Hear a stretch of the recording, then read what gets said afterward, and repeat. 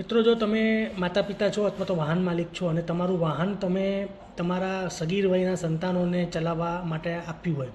અને એમના દ્વારા એક્સિડન્ટ કરવામાં આવે અને કોઈનું મરણ થઈ જાય અથવા તો એમને બહુ ભયંકર ઈજા થઈ જાય તો તમને 3 વર્ષની જેલ અને દંડ ભરવો પડે એવી જોગવાઈ મોટર વ્હીકલ એક્ટમાં કરવામાં આવી છે અને એની કલમ છે 199A। તો વાત જાણ્યા હતી કે ગયા વર્ષે ભાવનગરમાં એક ભાઈએ એના સગીર વયના પુત્રને સ્વિફ્ટ કાર ચલાવવા આપી હતી અને પુત્રએ એક્સિડન્ટ કર્યો અને એમાં એક વયોવૃદ્ધ વ્યક્તિનું મરણ થયું હતું અને પોલીસે એમને મોટર વ્હીકલ એક્ટની 199A અને બીજી બધી કલમો હેઠળ એમની ધરપકડ કરી હતી અને 9 મહિના સુધી જેલમાં હતા।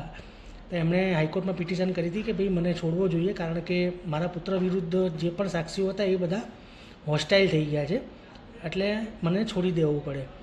તો કોર્ટે એવું કીધું કે ભાઈ સાક્ષીઓ હોસ્ટાઇલ થઈ ગયા છે એટલે તમને છોડી તો દઉં છું, પણ 9 મહિનાની જે સજા છે એ અંડરગોન થયેલી એટલે સજા તમે ભોગવી છે એ ગણાશે અને 25,000નું ફાઇન ભરવો પડશે। પણ મૂળ વાત એ છે કે એ ભાઈને 9 મહિના જેલમાં રહેવું પડ્યું અને દંડે ભરવો પડ્યો। તો જ્યારે બાળકોને વાહન ચલાવવા માટે આપો ત્યારે ખૂબ ધ્યાન રાખો અને આવા કેસો અવારનવાર બનતા હોય છે કે આપણે બાળકોને નાની મોટી વસ્તુ લેવા કે સ્કૂલે જવા કે એમ આપણે વાહનો આપી દેતા હોય છે, ત્યારે આ બાબત ખાસ ધ્યાનમાં રાખજો।